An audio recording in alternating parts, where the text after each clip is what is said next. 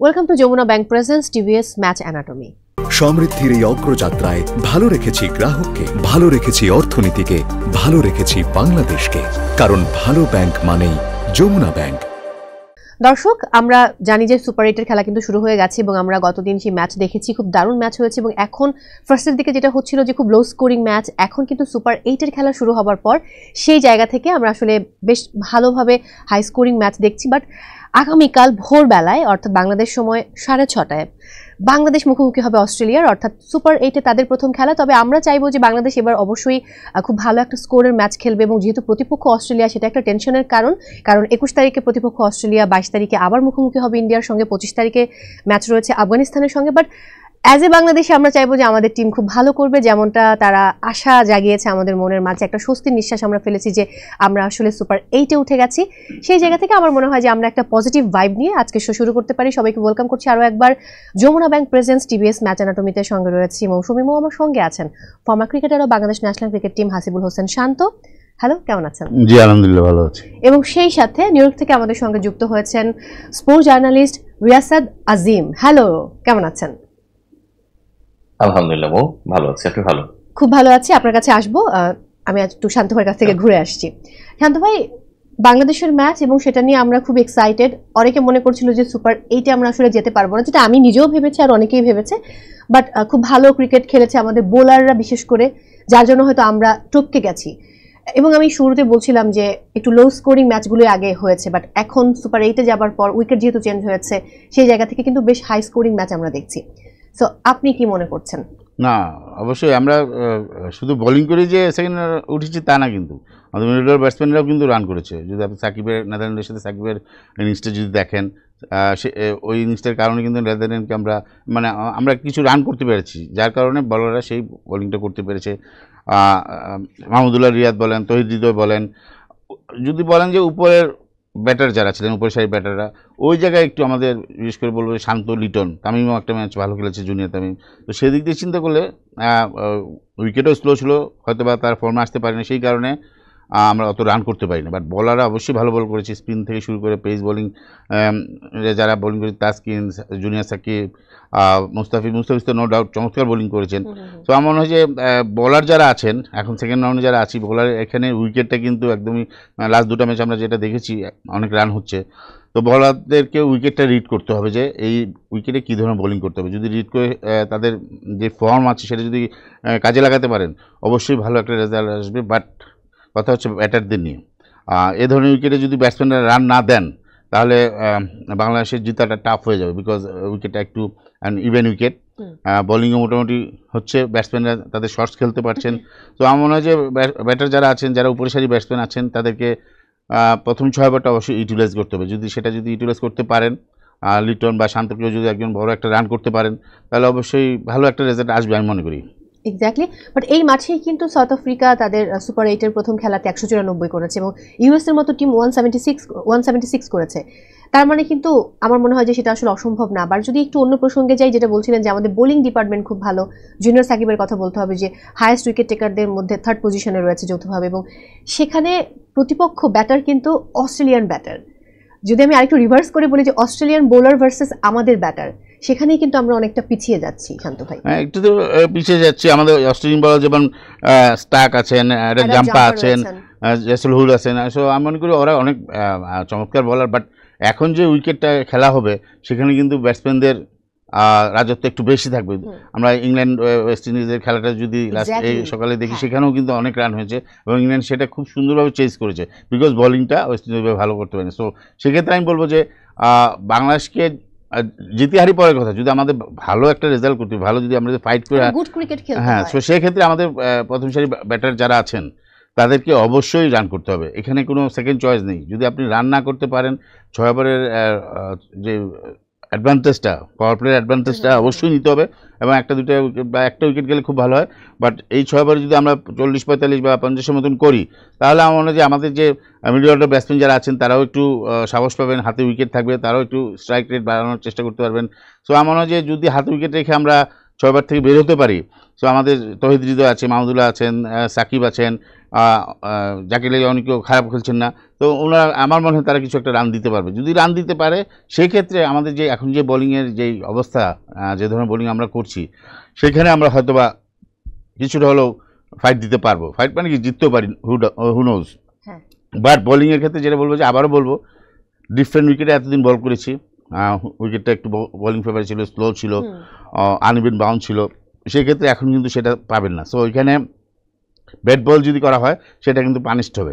Punish বলতে আমি বলছি সেখানে 6-4 হয়ে যাবে। সো ব্যাট বলের সংখ্যা কমাতে হবে, উইকেট রিড করে, মানে আপনার কি বলবো, বোলিংয়ের যেটা স্টক বল বলে, রান কম যেটা হবে সেই বলটা সবসময় করতে হবে। যদি এটা আমরা করতে পারি, আমার হয় পারবে, বিকজ আমাদের বলার এখন অনেক ফর্মে আছেন, সেটাকে ধরে রাখতে পারলে হু নোজ বা অস্ট্রেলিয়াকেও হারাতে পারে। বিকজ অস্ট্রেলিয়া যদি দেখেন, ম্যাথু হেড বাদে আর স্টনি বাদে কিন্তু তেমন একটা রানে কেউ নেই। তো সেটা যদি আমরা করতে পারি, ওদেরকে আটকাতে পারি, তাহলে সম্ভব। ওকে, আমি একটু রিয়াসাত ভাইয়ের কাছে ধরে তারপর আবার আপনার কাছে ব্যাক করছি। রিয়াসাত ভাইয়া, আমি একটু আপনার কাছে অন্য প্রসঙ্গে যেতে চাই, কারণ যদি একটু পেছনের দিকে ফিরে তাকাই, সাউথ আফ্রিকার ম্যাচটার দিকে, সেই সাথে নেপালের ম্যাচের দিকে, আম্পায়ারিং নিয়ে অনেকেই অনেক মন্তব্য করেছেন, সামাজিক যোগাযোগ মাধ্যমে নানা রকম কথা বলেছেন। সেই জায়গায় যদি আমি বলি যে সুপার 8-এ যে টিমগুলোর সাথে মুখোমুখি হচ্ছে বাংলাদেশ, সেখানে অনেক বড় বড় বিগ শটরা রয়েছে। সো আম্পায়ারিং প্রসঙ্গে যদি যাই, কতটা পক্ষপাত দুষ্ট হতে পারে বা কি বলতে চাইবেন আপনি আসলে? বাংলাদেশের ক্ষেত্রে তো আম্পায়ারিং একদমই বিপক্ষপাত দুষ্ট হয়েছে, কারণ বাংলাদেশের বিপক্ষে আসলে সিদ্ধান্তগুলো সবসময় গেছে। এবং সবচেয়ে বড় ব্যাপার যেটা, আপনি যদি দুটা ম্যাচ দেখেন, মানে খুব ডিফারেন্ট সিনারিও থেকে, একটা ম্যাচ বাংলাদেশ খেলেছিল সাউথ আফ্রিকার এগেনস্টে, সেখানে ডাউন দ্য লেগ একটা বল বাইরে চলে যেতেছে দেখা যাচ্ছে মাহমুদুল্লাহ রিয়াদের ক্ষেত্রে, সেই জায়গায় আমরা দেখলাম যে সেটাকে আউট দিয়ে দেওয়া হলো। পরবর্তীতে আমরা ডিসিশন রিভিউ এর মাধ্যমে মাহমুদুল্লাহ রিয়াদ লাইফ পেলেন। আমরা দেখেছি তাহিদ হৃদয়ের ক্ষেত্রে যে ঘটনাটা ঘটলো, সেখানটাও কিন্তু আমরা খেয়াল করেছি যে ডাউন দ্য লেগ একটা বল চলে যাচ্ছে, এবং সেই বলের ক্ষেত্রেও কিন্তু একই ঘটনা ঘটেছে, তাকে আম্পায়ার্স কলে শেষ পর্যন্ত আসলে ব্যাক করতে হয়েছে। এই যে আম্পায়ার্স কল এবং আম্পায়ার্স কল সবসময় বাংলাদেশের এগেনস্টে যাওয়া, এই যে প্রেক্ষাপটটা তৈরি হয়েছে, শুধুমাত্র দক্ষিণ আফ্রিকার ওই ম্যাচে না, ওই ম্যাচে কিন্তু বাংলাদেশ 4 রানে হেরেছিল, এবং যেটা লেগ বাইয়ে 4 হয়েছিল, আম্পায়ার এত দ্রুত এত দ্রুত, মানে হচ্ছে পেছনে কেউ হচ্ছে ব্যাট নিয়ে বলকে আঘাত করার জন্য না, আম্পায়ারকে আঘাত করার জন্য ওয়েট করতেছিল যে তাড়াতাড়ি তুমি আউট দিয়ে দাও। এত দ্রুত তিনি ডিসিশনটা মেক করলেন যে বলটা আসলে খুব দ্রুত সময়ের মধ্যে, মানে আউট ডিসিশন মেক করার পরেই তো বল ডেড হয়ে যায়, এটা বাউন্ডারি লাইন ক্রস করার পর কোনো ভ্যালু রাখলো না, গেল এক নাম্বার। নেপালের লিটন কুমার দাসকে নিয়ে আমরা অনেক আলোচনা করছি, কিন্তু লিটন কুমার দাসকে নিয়ে যখন এই আলোচনা গুলো চলছে, ঠিক তখন কিন্তু ভেরি ফার্স্ট ওভারে লিটনকেও লেগ বিফোরে আউট দিয়ে দেওয়া হলো, সেটা রিভিউড হলো, এবং পরবর্তীতে লিটন বেঁচে গেলেন। বাংলাদেশের কিছু ক্ষেত্রে সাকিব আল হাসানের বলেও কিন্তু আমরা দেখেছি যে এলবিডব্লিউ অ্যাপিল ছিল, আম্পায়ার কলে হচ্ছে সেটা আউট হতে পারতো, সেটা আবার আউট দিচ্ছে না। বড় দল হোক ছোট দল হোক, সেটা হতে পারে সাউথ আফ্রিকা, সেটা হতে পারে নেপাল, আম্পায়ারের যে ডিসিশন গুলো, আম্পায়ার্স কলে আউট বাংলাদেশের ব্যাটাররা হচ্ছেন, সেটা বাংলাদেশের ডিসফেভারে যাচ্ছে। আবার বাংলাদেশ যখন বোলিং ইনিংসে থাকছে, তখন আবার আম্পায়ার্স কল বাংলাদেশের ফেভারে আসছে না। ছোট বড় দল কিন্তু আমরা একদম যদি ভাগ করে ফেলি আলাদা আলাদা, সব ক্ষেত্রে এটা হয়েছে। তো আমি বলবো না যেটা আইসিসি আম্পায়ারদেরকে শিখিয়ে দিয়েছে যে ভাই তোমরা এই ডিসিশনটা দিও, কিন্তু একটা টেন্ডেন্সি বা একটা মোটিভ, বা বাংলাদেশের ক্ষেত্রেই আসলে এই ডিসিশন গুলো অন্তত পরপর 2টা ম্যাচে হয়েছে, এটা খুবই আনএক্সেপ্টেবল। সমস্যা কোনটা, সেটা হচ্ছে যে এখন তো বাংলাদেশ টপ 8-এ সুপার 8-এ খেলছে, এবং সুপার 8-এ বাংলাদেশ খেলবে অস্ট্রেলিয়ার বিপক্ষে। আপনারা দেখেন যে এবারের বিশ্বকাপে খুব ইন্টারেস্টিং একটা ব্যাপার রয়েছে, আইসিসি যে playing condition for the T20 world cup 2024, সেখানটায় 10 ধারার মধ্যে যে উপধারা আছে, সেখানটায় উল্লেখ করা আছে যে India, they will play the semifinals if they through to the semifinals in the second semifinal. তারা হচ্ছে সেমিফাইনাল পর্যন্ত থ্রু করলে তারা সেকেন্ড সেমিফাইনাল, যেটা গায়ানায় অনুষ্ঠিত হবে, সেই সেমিফাইনালে খেলবে। এখন আপনি দেখেন যে ভারত হচ্ছে সেমিফাইনালে যদি যায়, আর তো 3টা দল যাবে, কিন্তু ভারত কোন মাঠে খেলবে, কত নাম্বার সেমিফাইনাল খেলবে, সেটা যখন আইসিসি তার বায়োলজের মধ্যে প্লেইং কন্ডিশনের মধ্যে এই বিশ্বকাপের জন্য যে প্লেইং কন্ডিশনটা নির্ধারণ করেছে, সেখানটায় উল্লেখ করে দেয় একটা স্পেসিফিক টিমের নাম, তখন যে এখানটায় পক্ষপাত দুষ্ট অনেক কিছু পায়, সেই ব্যাপারটা ক্লিয়ার। তো অস্ট্রেলিয়া, ইন্ডিয়া, ইংল্যান্ড, এই দলগুলোকে আসলে রাখার চেষ্টা একটা করাই হবে, কারণ এখানটা রেভিনিউ জড়িত, আইসিসির আয় জড়িত, ব্রডকাস্টিং যে ফ্যাসিলিটিস গুলো প্রোভাইড করা হচ্ছে সেখান থেকে যে আর্নিংটা হয় সেটা জড়িত। অন দ্য আদার হ্যান্ড, এবারে বিশ্বকাপে কিন্তু কিছুটা হলেও আমার কাছে মনে হয় পরিকল্পনা মাফিক আইসিসি ধরা খেয়েছে, কারণ পাকিস্তান যখন নকড আউট হয়ে গেছে প্রথম রাউন্ড থেকেই, সেটাও কিন্তু তাদের রেভিনিউ বড় ধাক্কা দিয়েছে। এখন যদি ক্রিকেটের থেকে রেভিনিউ মাথায় বেশি থাকে, তখন কিন্তু ডিসিশনস গুলো আসলে ক্রিকেটের পক্ষে যায় না, বিপক্ষে যায়। এক্স্যাক্টলি, ভাই বাংলাদেশের পক্ষে কেন সেটা মানে সেটাও একটা বড় ফ্যাক্ট। বাট আমার কাছে মনে হয় আপনি যে তিনটা টিমের কথা বলছিলেন, যে ইন্ডিয়া, অস্ট্রেলিয়া, জি। ইংল্যান্ড, বাকি থাকছে আরো একটি টিম সেমিফাইনালে যাওয়ার জন্য, মানে সেই জি। সেমিফাইনালে ওই টিমটা বাংলাদেশ হওয়ার জন্য আমাদের তো অনেক কিছু করা প্রয়োজন। কারণ অনেকেই বলছিলেন এমনটা। না, অনেক কিছু করা প্রয়োজন, এক্স্যাক্টলি, অনেক কিছু করা প্রয়োজন, কিন্তু ইন্টারেস্টিংলি যে ধরেন ইন্ডিয়া, অস্ট্রেলিয়া, ইংল্যান্ড যদি সেমিফাইনালে যায়, তাহলে বাংলাদেশের জায়গা থাকবে না, কারণ জায়গা থাকবে বাংলাদেশের না। এক্স্যাক্টলি, সেমিফাইনালে যেতে হলে ইন্ডিয়া অস্ট্রেলিয়ার গ্রুপ থেকে যেতে হবে। তো তো এটা একটা টেকনিক্যালি বাংলাদেশের জন্য আমার কাছে মনে হয় যে একটা সমস্যার জায়গা। আবার বাংলাদেশ ভালো ক্রিকেট যদি খেলে ফেলে, ইনশাল্লাহ খেলবে, সেই এক্সপেকটেশন আমরা রাখি, সেই জায়গাটায় কিন্তু আরো বড় একটা থ্রেট তৈরি হবে। আপনি যদি দেখেন, আমি এক্সাম্পল দিয়ে বলতে পারবো, আমরা সবশেষ 2022 সালে যখন টি-20 বিশ্বকাপ খেললাম, ইন্ডিয়ার এগেনস্টে খেললাম, এডিলেডে খেললাম, মনে আছে বিরাট কোহলি একটা ফেক ফিল্ডিং করেছিল, বল তার কাছে যায়নি, তিনি থ্রো করার একটা ভান করলেন, এবং এটাতে ব্যাটসম্যানরা বিভ্রান্ত পর্যন্ত হলেন। পরবর্তীতে আম্পায়ারের কাছে সেটা নিয়ে মরিস এরাসমাস, তার কাছে এটা নিয়ে কমপ্লেন করা হয়েছিল, তিনি এটা কোনো ধরনের রিভিউয়ে গেলেন না, অথচ বাংলাদেশ সেই ম্যাচটা হেরেছিল 5 রানে। যদি রিভিউ হতো ফেক ফিল্ডিং এর জন্য, পেনাল্টি হিসেবে বাংলাদেশ 5 রান পেত, ভারতকে পেনাল্টি 5 রান করা হতো। এটা হচ্ছে আইসিসির কিংবা এমসিসির যে প্লেইং কন্ডিশন, সেখানটা উল্লেখ রয়েছে।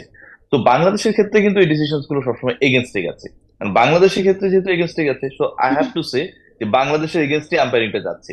বাংলাদেশের ফেভারে যদি যেত, যে বাংলাদেশের এগেনস্টে কেউ ব্যাট করছে, আম্পায়ার্স কলে তিনি আউট হয়ে গেলেন, এটাকে যদি মানে আম্পায়ার্স কল না হতো, ডিআরএস এ তিনি বেঁচে যেতে পারতেন, এরকম কাহিনী তো হচ্ছে না। যাচ্ছে তো সব বিপক্ষে, নেপালের বিপক্ষে যাচ্ছে, সাউথ আফ্রিকার বিপক্ষে যাচ্ছে। লাস্ট ওয়ার্ল্ড কাপের যদি কথা আমি বলি, বৃষ্টি বিঘ্নিত একটা খেলা, মাঠ ভেজা, সাকিব আল হাসান তর্ক করছেন আম্পায়ারের সাথে, জোর করে লিটনদেরকে আবারও ব্যাট করতে নামিয়ে দেওয়া হলো, ওটাও অ্যাডিলেডে ঘটনা। তো একদম। এই ঘটনাগুলো যদি আমরা রিকল করি, আইসিসি ইভেন্টসে বাংলাদেশের ডিসফেভারে আম্পায়ারিং আছে। আমি কিছু যদি শান্ত ভাইকে বলি, কিছু জিজ্ঞেস করতে চান কিনা রিয়াসাত ভাইকে? না ঠিক আছে, রিসেপ্ট যেগুলো বলবো, আমার কথা হচ্ছে যে এই যে আম্পায়ারিংয়ে যে আমাদের রং ডিসিশন পাই বা আমরা ফেভারে যে পাই না, ডিসফেভারে চলে যায়, সেটা কিভাবে বন্ধ করা সম্ভব? এখন শান্ত ভাই, এরা কিন্তু ক্রিকেট বোর্ড এই ব্যাপার নিয়ে কিন্তু ফেড আপ ছিল, খুব স্বাভাবিক। বাংলাদেশ ক্রিকেট বোর্ড তো দিন শেষে ক্রিকেটকে ব্র্যান্ড করে, তাই না? বাংলাদেশ ক্রিকেট বোর্ডে আর্নিং, বাংলাদেশ ক্রিকেট বোর্ডের popularity, reputation, everything depends on the performance of the cricketers and cricket team. তো গতবার যখন 2022 সালে এই ঘটনাটা ঘটলো, জালাল ভাই, আমাদের ক্রিকেট অপারেশনস এর চেয়ারম্যান, শ্রদ্ধেয় জালাল ভাই কিন্তু এই ব্যাপার নিয়ে স্পিক আউট করেছিলেন, আইসিসি তে এই ব্যাপারগুলো যেন তোলা হয় সেই ব্যাপার নিয়েও কথা বলেছিলেন। এখন দেখেন, আইসিসি তে বাংলাদেশ ক্রিকেট বোর্ড ধরেন তুললো, এই আলোচনাটা করলো, দিন শেষে যেই আইসিসি তার প্লেইং কন্ডিশনে বলে দেয় যে ইন্ডিয়া সেমিফাইনালে গেলে, সেমিফাইনালের 2 নম্বর সেমিফাইনাল, যেটা সেমিফাইনাল 2তেই তারা খেলবে, গায়ানাতেই তারা খেলবে, এরকম ঘটনা যখন একটা ক্রিকেটের সর্বোচ্চ সংস্থা একটা দলের পক্ষে স্পষ্টভাবে, নির্লজ্জভাবে পক্ষপাত দুষ্ট ডিসিশন মেক করে, তখন আসলে বাংলাদেশ এই প্রতিবাদটা করলেও যে শান্ত ভাই খুব কাজ হবে তা কিন্তু না। ডেফিনেটলি বাংলাদেশ ক্রিকেট বোর্ড হয়তো করেছে, এটাকে অফিসিয়ালি তারা বলবেও না, কিছু প্রোটোকলের ব্যাপার থাকে, তারা কি করলো কি করলো না, কারো পক্ষে গেল বিপক্ষে গেল, কিন্তু এন্ড অফ দ্য ডে আমার কাছে মনে হচ্ছে আসলে ফ্রুটলেস। কারণ আপনি যদি বাংলাদেশ বাদ দেন, এবারে বিশ্বকাপে তো আরো 19টা দল খেলছে, বাংলাদেশ বাদ দিল, তাই না? তো এইখানে এই 20টা দলের যে বিশ্বকাপ, সেই 20টা দলের বিশ্বকাপে যখন 19টা দলকে আলাদা করে এবং ইন্ডিয়াকে আলাদা করা হয়, এবং সেটা আইসিসি তার প্লেইং কন্ডিশনে লিখে দেয় উইথ রিটেন ডকুমেন্টস, তখন আসলে বাংলাদেশ বা পৃথিবীর যে কোনো দল আসলে খুব বেশি স্পিক আউট করেছে, রেজাল্ট লাভ হবে না, ভাবার কোনো কারণ নেই। একেবারেই। আপনার কাছে আমি আবারও ফিরবো। আমি যদি শান্ত ভাইয়ের কাছে আবারও চলে যাই, লাস্ট ম্যাচে আমরা দেখেছি সাকিব আল হাসান 2টো উইকেট নিয়েছেন, যেটা আসলে গুড, এবং সাকিবের পারফরমেন্সটা আমাদের জন্য খুব বেশি জরুরি। এবং তার আগের ম্যাচের কথা বলে নেদারল্যান্ডস আমরা কিন্তু মানে জিতে গিয়েছিলাম ম্যাচটা সাকিব আল হাসানের জন্য, সেটাও বলতে হবে। বোলারদের তো অবশ্যই ভূমিকা ছিল অনেক বড়, কিন্তু সাকিব আল হাসানের ব্যাটে রান হওয়াটা খুব জরুরি, একই সাথে বোলিংয়েও তার যে পারফরমেন্স, সেই পারফরমেন্সটা ফিরে পাওয়াটাও খুব জরুরি। সাকিব আমরা আমাদের কেন এত বেনিফিট পাই? বিকজ তার ব্যাটিং এবং বোলিং দুটোই আমরা পাই, যার জন্য একটা প্লেয়ার আমাদের কম খেলাতে হয় জায়গায়, মানে একটা স্পিনার কম নিলেই চলে। তো সেক্ষেত্রে আমি মনে করি যে অবশ্যই সাকিবের ব্যাটিং বোলিংটা, বিশেষ করে লাস্ট ম্যাচে 2টো উইকেট পেয়েছেন একদম শেষের দিকে, বাট উনি যে ধরনের বোলিং করেন সেই অনুযায়ী যদি আমরা চিন্তা করি, তাহলে কিন্তু ওনার কাছ থেকে সেই সার্ভিসটা আমরা পাইনি। খারাপ যেতে পারে, সবসময় যে ভালো বোলিং করবে তা না, বাট এখন যে সময় এসেছে, সেকেন্ড রাউন্ডে এসেছে, সেখানে কিন্তু সাকিবের বোলিংটা ভেরি ইম্পর্টেন্ট। সাকিবের 4 ওভারটা আমাদের জন্য খুবই দরকার, এবং আমি আশা করি সাকিব অবশ্যই সেখানে এসে ভালো বোলিং করবেন। আসলে ব্যাটিংটা উনি এখন, আগে ব্যাটিংটাও ফর্মে ছিলেন না, রান আসতে ছিল না, দুটা মিলে হয়তো বা মেন্টালি একটু টেনশনে ছিলেন, সেখান থেকে উনি বের হয়ে আসছেন। তো আমার মনে হয় যে নেক্সট ম্যাচে ইন্ডিয়ার সাথে অস্ট্রেলিয়ার সাথে অবশ্যই উনি ভালো বোলিং করবেন।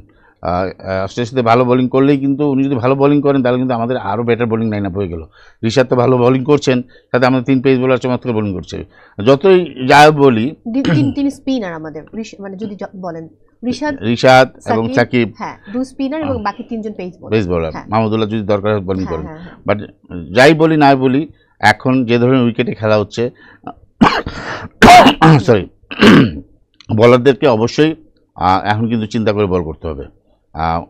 আগের যে উইকেটগুলি ছিল সেই বেনিফিটটা কিন্তু তারা পাবেন না। হয়তো একটু সুইং পাবেন, বাতাস থাকবে মাঠে, প্রচণ্ড উইন্ড থাকে, বাতাসের কারণে সুইংটা পাবেন, বাট জায়গা অবশ্যই বল করতে হবে এবং ব্যাটসম্যান বুঝে কোন জায়গায় কার কী উইক পয়েন্ট সেগুলো অনুযায়ী বল করতে হবে। যদি আমরা এই উইকেটে যদি আমরা ঠিকমতো বোলিং না করতে পারি তাহলে কিন্তু একটু বাজে বলও কিন্তু এখানে 4 হয়ে যাচ্ছে, 6 হয়ে যাচ্ছে। তো বলারদের এখানে কিন্তু অনেক কাজ আছে, ভালো ফর্মে আছে। তারপর আমি বলবো যে এটা একটু সাইন যে এই ধরনের উইকেটে কিন্তু আমরা এখন পর্যন্ত আমেরিকা যাওয়ার পর থেকে কিন্তু আমরা একদম ফ্ল্যাট উইকেটে এখন পর্যন্ত বোলিং করিনি। তো এটা আমাদের একটা কিন্তু আমার মনে হয় যে একটা পরীক্ষা হবে অস্ট্রেলিয়ার সাথে। তো এখানে যদি আমরা ভালো বল করতে পারি অবশ্যই ভালো একটা রেজাল্ট আসবে। জিতবে কি হারবে এটা বলতে পারছি না, আর জিততে হলে আমাদেরকে ব্যাটসম্যানদের রান করতে হবে, এখানে কোনো সেকেন্ড চয়েস নাই। আমি এখন যে প্রশ্নটা যাব, আমি যে শো শুরুর আগে রিয়াসাত ভাইয়ের সাথে কথা বলছিলাম ফোনে যে কি বিষয় নিয়ে আমরা আলোচনা করতে পারি, তখন একটা টপিক নিয়ে আলোচনা হচ্ছিল যে যেহেতু আমরা যদি উপরে যে ডেভিড ওয়ার্নার, তারপর রয়েছে ট্রাভিস হেড, তারপরে রয়েছে মিচেল মার্শ, এবং 3 জনের মধ্যে প্রথম 2 জন কিন্তু মানে লেফট হ্যান্ডেড ব্যাটসম্যান, তারপরে রাইট হ্যান্ডেড ব্যাটসম্যান হচ্ছে মিচেল মার্শ। সেই জায়গা থেকে যদি বোলিং অপশন বাড়াতে বলি, সেখানে কি অফ স্পিনার শেখ মাহাদিকে আনা উচিত নাকি লেফট আর্ম অর্থোডক্স তানভীরকে আনা উচিত? এই প্রসঙ্গে আমি রিয়াসাত ভাইয়ের কাছেও যাব, আপনার কাছে যদি একটু আগে শুনে নিই। না, আমার মনে হয় না যে মানে এখন আপনি যদি এই বোলিং আমাদের যে বোলিং যে লাইন আপটা আছে এখানে যদি আপনি এখন পরিবর্তন আনেন তাহলে কিন্তু আমার মনে হয় না একটা ম্যাচের জন্য লেফটি রাইটি ব্যাটারদের চিন্তা করে বোলিংয়ের সেট আপটা চেঞ্জ করা, বিকজ সবাই ভালো বোলিং করছেন। তো এখানে আমার মনে হয় কোনো চেঞ্জেসের দরকার আছে। আর যে উইকেটে খেলা হবে, যদি সোফার এখন বোঝা যাচ্ছে যে উইকেটটা ফ্ল্যাটই হবে, ব্যাটিং ফেভারেজ হবে, তো সেখানে আসলে একটা এক্সট্রা বলার বাড়ালে আমাদের একজন ব্যাটসম্যান কমে যাচ্ছে। এমনি আমরা ব্যাটসম্যানের ফর্মহীন ব্যাটসম্যান আছে, যেমন জাকির আলীর জায়গায় শেখ মাহাদিকে নেওয়া হয়। আসলে হঠাৎ করে জাকির আলী 2টা-3টা ম্যাচ খেলেছেন, কনফিডেন্স লেভেলগুলো আছেন, এসেই কিন্তু আবার বিগ ম্যাচ, এটা অস্ট্রেলিয়ার সাথে বিগ ম্যাচ, এসেই উইকেটটাও একটু ফ্ল্যাট থাকবে। সেক্ষেত্রে আমার মনে হয় না চেঞ্জেস করলে ভালো হবে, এটা আমার বিশেষ বক্তব্য আসলে। কারণ ওরা সবাই ভালো বোলিং করছে, এখানে চেঞ্জেসের দরকার নেই। বাট আমাদের ব্যাটিং মেহেদী মিরাজ এসে যে রান করবেন, ভালো বোলিং করবেন, শেখ মেহেদী, সেটাও তো বলা যাচ্ছে না। বাট উইনিং কম্বিনেশন না চেঞ্জ করাই ভালো। সত্যি কথা বলতে যে আমাকে যদি বলেন আমি বলবো যে অবশ্যই যে টিম আছে এই টিমই খেলানো ভালো। বাট ঘুরে ফিরে যাই বলি, আপনি শেখ মেহেদী মিরাজকে নেন বা যাকেই নেন, আমাদের জিততে হলে আমাদেরকে ব্যাটসম্যানদের রান করতে, ব্যাটারদের রান করতে হবে। উপরে সারি ব্যাটসম্যান যারা আছেন তারা যদি একটা স্কোর না দেন তাহলে অস্ট্রেলিয়ার সাথে জেতা টাফ হয়ে যাবে। আমি সেম প্রসঙ্গে যদি রিয়াসাত ভাইয়ের কাছে যাই, রিয়াসাত ভাই আপনি তাহলে আসলে কি বলবেন, শেখ মাহাদি নাকি তানভীর, নাকি কাউকে দরকার নেই, যেই উইনিং কম্বিনেশন নিয়ে আমরা খেলছি উইনিং কম্বিনেশন নিয়ে আমরা আসলে শো করব? আমি শো করব বলছি, আমরা ম্যাচটা খেলবো। মো, আপনি যদি আমাকে জিজ্ঞেস করেন, অনেস্টলি যদি আমি অ্যান্সার করার চেষ্টা করি, আমার কাছে মনে হয় যে বাংলাদেশের ডেফিনেটলি 6 জন বোলার দরকার। মানে এই মুহূর্তের যে প্র্যাকটিক্যাল সিনারিও, কেন বলছি, আপনি যদি খেয়াল করেন লাস্ট ম্যাচে সাউথ আফ্রিকা ইউএসএ খেলেছে, এক দল করেছে 194, অপর দল করেছে 176। যদি আমি দুটাকে প্লাস করি তাহলে 40 ওভারে খেলা হয়েছে, 2 দল মিলে করেছে 370 রানস 40 ওভারে। 2 দলই 200+ রান করেছে, এবং এটা ইন্ডিকেট করে যে 2 দলের বোলাররা বেদম পিটুনি খেয়েছে। তো বাংলাদেশের বোলাররা যদি কোনো কারণে 1-2 খারাপ করে, what option you have? Mahmudullah রিয়াদকে যে আপনি এখন মোটামুটি লতায় পাতায় হচ্ছে ওকেশনাল স্পিনার থেকে রেগুলার স্পিনার হিসেবে চালায় দিচ্ছেন, এটা তো ভাই ওই জায়গায় খাটবে না। এটা হচ্ছে স্যার ভিভিয়ান রিচার্ড স্টেডিয়ামে আসলে খুব বেশি অ্যাপ্লিকেবল হবে না। এটা হচ্ছে আমার অনেস্ট অ্যান্সার। এখন যদি আমাকে ডিসঅনেস্ট হতে হয় তাহলে এটা হতে হবে, কারণ বাংলাদেশের যে ব্যাটিং লাইন আপ, আমি শান্ত সাথে 100% অ্যাগ্রি। যেই অবস্থা যে মানে 7 জন ব্যাটসম্যান মাঝে মাঝে মনে হচ্ছে কম হয়ে গেছে, আরো 2 জন থাকলে ভালো হইতো। মানে এমন অবস্থা, 106 রানে আমরা অল আউট হয়ে যাচ্ছি নেপালের সাথে। যত ডিফিকাল্ট উইকেটেই খেলা হোক না কেন ভাই, হোয়াই আমরা নেপালের সাথে 20 ওভার্স খেলতে পারবো না? 106 রান করার থেকেও আমার বড় কথা হচ্ছে যে আমি 20 ওভার খেলতে পারি নাই, অল আউট হয়ে গেছি। এটা খুবই ডিসগ্রেসফুল। এবং এর আগের ম্যাচেই তো আমরা একই মাঠে সেন্ট ভিনসেন্টের আর্নল্ড ওয়েল স্টেডিয়ামে আমরা করেছিলাম 159 রান করেছি না? সাকিব আল হাসান ভালো করেছে না? Right. তার মানে তখনকার উইকেটটা ভালো ছিল। হুম। 159 মানে তো আপনি পার ওভারে 8 রান করে নিয়েছেন। হ্যাঁ তখনও কিন্তু শান্ত লিটনরা পারফরমেন্স করতে পারে নাই। তো একটা পাবলিক ওপিনিয়ন রাইট নাও এটা গোয়িং অন যে Bangladesh actually they are playing with their 9 cricketers, 1 captain and 1 wicket keeper. Okay, তো হ্যাঁ। এই সিচুয়েশন যদি হয়, আমি আসলে ওই গাটসটা ফিল করতে পারি না। একটু ডিসঅনেস্ট হয়ে আমাকে বলতে হয় যে ভাই একজন বেশি ব্যাটসম্যানই খেলান, যেহেতু ব্যাটসম্যানটা বেশি পাচ্ছে না। কিন্তু অনেস্টলি আমি বলি যে এই উইকেটে you need some extra bowlers, কারণ যে কোনো সময় আপনার সেরা বোলারও মার খেতে পারে। তার রিপ্লেসমেন্ট কে হবে এই অ্যান্সারটা কিন্তু নেই। এক্স্যাক্টলি, এবং আসলে কিছু বলার নেই। আমি যদি আবারও শান্ত ভাইয়ের কাছে চলে আসি, শান্ত ভাই আমি অনেকটা শেষের দিকে রয়েছি, একটু যদি জানতে চাই যে আজকের ম্যাচে আসলে যে উইকেটের কথা কিন্তু ভাইয়া একটু আগে বলছিলেন যে সাউথ আফ্রিকা সেই উইকেটে খুব ভালো করেছে এবং সেখানে আমাদের বোলাররাই দেখা যাচ্ছে যে বোলাররা বেশি মার খেয়েছে, বাট আমাদের বোলিং এর জায়গাটাই হচ্ছে আমাদের সবচেয়ে স্ট্রেংথের জায়গা, ব্যাটিং কিন্তু না। এর জন্যই তো আমাদের ব্যাটসম্যান দরকার। একটা যদি দেখেন আজকে সকালে সাউথ আফ্রিকা ইউএসএ ম্যাচটা যদি দেখেন, সেখানে কিন্তু সাউথ আফ্রিকা কেশব মহারাজকে খেলিয়েছেন, শামসিকে খেলিয়েছেন, কিন্তু তারা কিন্তু শামসি আগের ম্যাচে চমৎকার বোলিং করেছেন, আজকে কিন্তু বোলিং করতেই পারেন না। সো কেশব মহারাজ ভালো বল করেছেন, বিকজ প্রতিটা ম্যাচ খেলে আসতেছেন। তো সেই ক্ষেত্রে যদি চিন্তা করেন, তাহলে কিন্তু উইকেটে সব বলারের যে ভালো বল করবে তা না। আমি তাজুমের সাথে মোটামুটি একমত যে হ্যাঁ বলার একটা হলে ভালো হতো, বাট সিচুয়েশন আমাদের এখন যে অবস্থা, আমাদের যে বোলিং লাইন আপ এখন যারা বোলিং করছেন তারা চমৎকার বোলিং করছেন, এবং খারাপ যে করবেন এটা আসলে বলা very difficult, because they are bowling well, no doubt প্রতিটা ম্যাচে ভালো বল করে যাচ্ছে। তো সেই চিন্তা করলে আমাদের একটা ব্যাটসম্যান হলে সেটা আমাদের জন্য বেনিফিট, বিকজ ব্যাটসম্যানরা একটু হলেও আমরা একটু ব্যাকফুটে আছি ব্যাটিংয়ের ক্ষেত্রে। আমি একটু প্লেইং 11টা নিয়ে দেখে নিতে চাই যে আসলে কি অবস্থা রয়েছে বাংলাদেশের probable 11। Tanzid Hasan, Tamim, Litton Das, Najmul Hossain Shanto, Towhid Hridoy, Shakib Al Hasan, Mahmudullah Riyad, Mehedi Hasan, Rishad Hossain, Taskin Ahmed, Mustafizur Rahman, Tanzim Hasan, Shakib.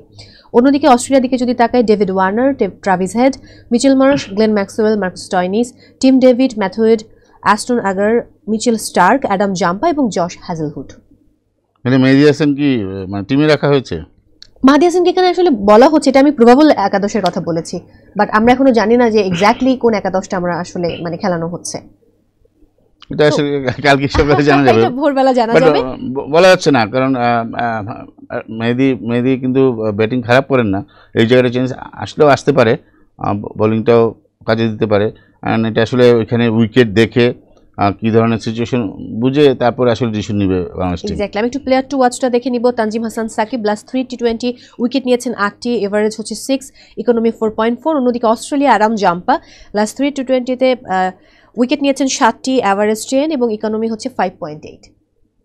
Adam jumper সম্পূর্ণ ডিফারেন্ট বোলার, আর সাকিব সম্পূর্ণ ডিফারেন্ট বোলার, লেগ স্পিনার হচ্ছে ফাস্ট বোলার। সো অস্ট্রেলিয়ার জন্য অ্যাডাম জাম্পার কিন্তু উইকেট টেকিং বোলিং, যখনই আসছেন এই টি20 যত খেলা দেখছি অস্ট্রেলিয়া, অ্যাডাম জাম্পার এসে কিন্তু ব্রেক থ্রু এনে দিচ্ছেন। তো এটা ওদের অবশ্যই অ্যাডাম জাম্পারকে আমরা যারা ব্যাটসম্যান যারা আছি আমাদেরকে তার বোলিংকে ওইভাবে বুঝে খেলতে হবে, তার আগে রিভিউ করতে হবে, মানে তার বোলিং কোন জায়গায় কী করছেন না করছেন কীভাবে, সেটা ভিডিও অ্যানালিসিসের মাধ্যমে খেলার আগে দেখে প্ল্যান করতে হবে, প্ল্যান অনুযায়ী খেলতে হবে। আর তাসকিন তো ভালো বোলিং করছেন, পেস বোলার, ওনাকেও সেম জিনিস, উনি যখন কাকে বল করছেন, অস্ট্রেলিয়াকে কাকে বল করবেন, ওপেনিং তারা ব্যাটিং করছেন, এই প্ল্যানিংটা ভেরি ইম্পর্টেন্ট। আমি খেলার আগে যে প্ল্যানিংটা করবো সেটা যদি মাঠে ইউটিলাইজ করতে পারি, এক্সিকিউট করা যায়, তাহলে অবশ্যই ভালো একটা রেজাল্ট হবে। বাট প্ল্যানগুলি অবশ্যই কাজ মাঠে সেটা অ্যাপ্লাই করতে হবে মাস্ট। টসে জিতে এই মাঠে আগে কি নেওয়া উচিত? টসে যে ব্যাটিং নিয়ে, আমি বলবো যে ব্যাটিং নিলে বেটার হয়। আর কত স্কোর আশা করছেন একদম শেষ? অস্ট্রেলিয়ার সাথে যত বেশি আমরা 180 190 করতে পারলে খুবই ভালো, বাট অস্ট্রেলিয়ার সাথে আপনার জিততে হলে 190 করতেই হবে। এক্স্যাক্টলি। রিয়াসাত ভাই আপনার কাছে চলে যাব, মানে কি মনে হয় আসলে যে কত স্কোর আজকে আশা করছেন, এবং যেটা ভাইয়া বলছিলেন যে টসে জিতে তার মনে হয় যে আগে ব্যাটিং নিলে বেটার। ব্যাট করলে আগে একটা সুবিধা কি, যে যেহেতু বাংলাদেশের বোলাররা বাংলাদেশকে মানে ক্রাঞ্চ মোমেন্টে ম্যাচ জিতিয়েছে, তো বোলারদের উপর আপনি সেই আস্থাটা রাখতেই পারেন। সাউথ আফ্রিকাকে আমরা 113 রানে রেস্ট্রিক্টেড করেছিলাম, শ্রীলঙ্কাকে 120 প্লাস মাইনাসের মধ্যে, নেপালকে আমরা বিলো 100। তো বাংলাদেশের বোলাররা কিন্তু নানা সময় মোমেন্টাম ক্রিয়েট করেছে। আগে যদি ব্যাটিং করে বাংলাদেশ, তাহলে হচ্ছে অস্ট্রেলিয়া 200 রান করেছে সেটা চেস করতে হবে, এই টেনশনটা থাকবে না, অন্তত ফ্রিলি তারা খেলতে পারবে। তো আই প্রেফার যে আগে ব্যাটিং নিলে একটা আমার কাছে মনে হয় যে বাংলাদেশের প্রেক্ষাপটে সুবিধা আছে। আগের ম্যাচটাতেও কিন্তু এখানটায় সাউথ আফ্রিকা আগে ব্যাট করে জিতেছে, 194 দিয়ে স্কোর, তো ওটাও একটা এক্সাম্পলস আমার কাছে মনে হয়। আর বাংলাদেশ কত করতে পারে আমি না খুব ডাউটফুল, বাট মানে আমার কাছে মনে হয় যে 170 ম্যাক্সিমাম, মানে এর বেশি করাটা আসলে বাংলাদেশের রাইট নাও যে ক্রিকেট টিমের অ্যাবিলিটি সেটা নেই, মানে টু বি ভেরি ওই অনেস্ট। যে ওরা কারণ 11 জনকে বাংলাদেশ চলে দল উঠতে হবে। ওরা 11 জন হয়ে উঠতে হবে, বাকি দুজনকে শুধু ক্যাপ্টেন এবং শুধু উইকেট কিপার হলে হবে না, না না, পারবে batting পারবে করতে হবে। শান্ত রিটো একদম দুজন পারবে। জেগে উই উঠবে। আর হোপফুল, হ্যাঁ হ্যাঁ definitely we are hope for hopeful, the we are best for hopeful, আমরা we want to be hopeful really. Riasat ভাই ঠিকই বলেছেন, তবে সেটা তো আসলে সকালের গল্প, বাট আজকে সন্ধ্যায় কিন্তু আরো একটি ম্যাচ রয়েছে ইন্ডিয়া এবং আফগানিস্তানের, এবং সেই ম্যাচ প্রসঙ্গে কি বলতে চাইবেন? আমার কাছে মনে হয় যে it's going to be a very vital match for not for India, not for Afghanistan, for Bangladesh. Right. কারণ বাংলাদেশকে অস্ট্রেলিয়ার বাদ দিলে পরের যে দুটো ম্যাচ সেটা হচ্ছে আফগানিস্তান এবং ইন্ডিয়ার বিপক্ষে খেলতে হবে।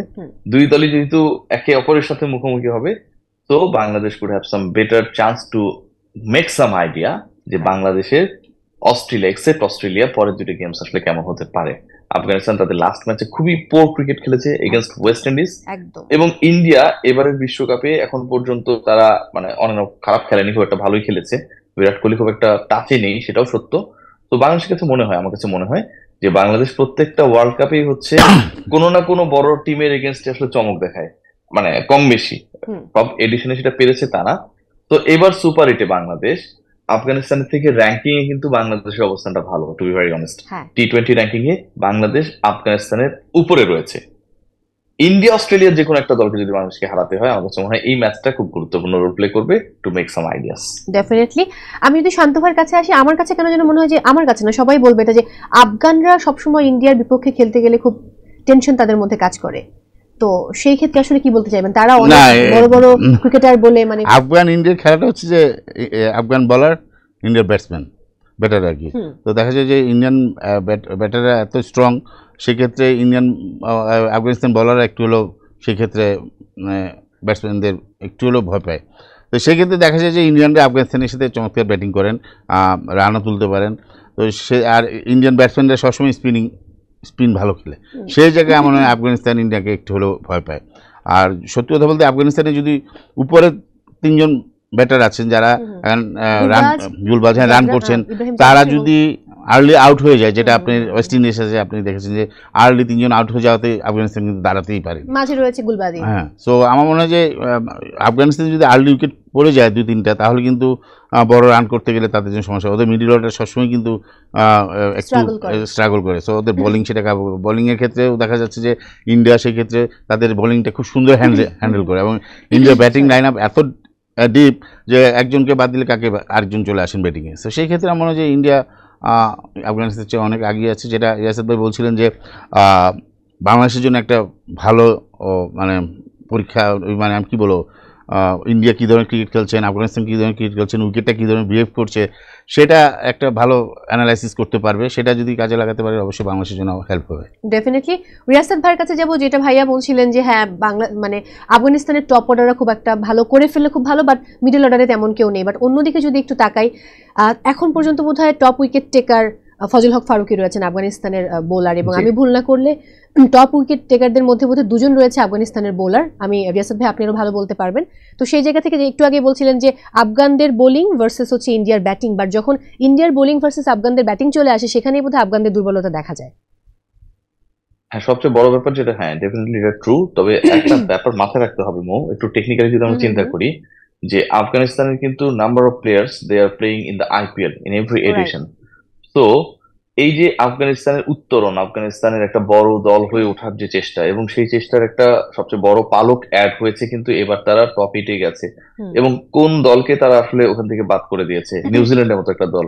আইসিসির প্রত্যেকটা ইভেন্টেই যে দলটা হচ্ছে অন্তত সেমিফাইনালসে যায়, সেরকম একটা দলকে তারা নক আউট করে দিয়ে অ্যান্ড দেন তারা কোয়ালিফাই করেছে টু দ্য টপ 8। তো ওই জায়গা থেকে আমার কাছে মনে হয় যে এবারের ম্যাচটা it's going to be very crucial match. ইন্ডিয়ার খুব বেশি স্বস্তির কারণ থাকবে না। আইপিএলটা আমার কাছে মনে হয় এখানটা একটা বড় রোল প্লে করে, কারণ সবশেষ 2 দলের ক্রিকেটাররা সেখানটায় মুখোমুখি হয়েছে। আফগানিস্তানের ক্রিকেটাররা পারফর্মার মানে হচ্ছে আপনাকে তো ইন্ডিয়ান ক্রিকেটারদের এগেনস্টেই তুলনামূলকভাবে বেশি পারফর্ম করতে হয়। নাম্বার অফ ইন্ডিয়ান ক্রিকেটার্স তো আইপিএল এর এক একটা দলে বেশি খেলে। তো ওই দিক থেকে ইন্ডিয়ান ক্রিকেটারদের সম্পর্কে তাদের একটা ভালো আইডিয়া রয়েছে। বাট ওই যে ফজল হক ফারুকীর কথা বললেন বা গুরবাজের কথা বললেন, তাদেরও কিন্তু লাস্ট ম্যাচটা ভালো যায়নি।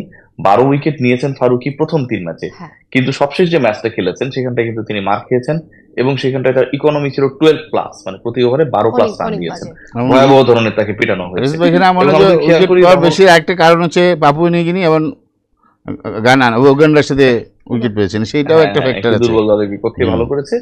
আরেকটা ব্যাপার হচ্ছে আমার কাছে যেটা মনে হয় যে গুরবাজও কিন্তু চাপে রয়েছেন, কারণ তিনি টপ রানস গেটারদের একজন হলেও লাস্ট ম্যাচে কিন্তু তিনি একটা বিগ জিরো মেরেছেন। হ্যাঁ তো দুজন টপে রয়েছেন ঠিকই, কিন্তু সবশেষ ম্যাচের এক্সপেরিয়েন্স কিন্তু নট গুড, এবং সবশেষ ম্যাচটা কিন্তু তারা একটা ভালো দলের বিপক্ষে খেলেছিল। তো এক্স্যাক্টলি, ভালো দলের বিপক্ষে আসলে কতটুকু ভালো করতে পারেন সেটা এটার আজকে উপর দেখবার ডিপেন্ড করবে বিষয়। যে আপনি আসলে কতটুকু ভালো ক্রিকেটার বা ভালো টিম।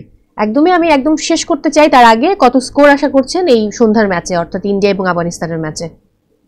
ইন্ডিয়া যদি শুরুতে ব্যাট করে, আমার কাছে মনে হয় যে ডেফিনেটলি তারা 200-র কাছাকাছি করার একটা চেষ্টা করবে। মানে আইসিসির উইকেট গুলো কিন্তু এখন সময় যত যাচ্ছে খেয়াল করবেন যে বিশ্বকাপের উইকেটে কিন্তু চরিত্র কিছুটা হলো চেঞ্জ হচ্ছে। এমনও হতে পারে যে তারা ভালো উইকেট গুলোকে পরের ফেজে আসলে ব্যবহার করবে, সেটার জন্য রেখে দিয়েছিল, হতেই পারে। হতেই পারে। কারণ উইকেট তো আপনি ডিসিশন মেক করতে পারেন।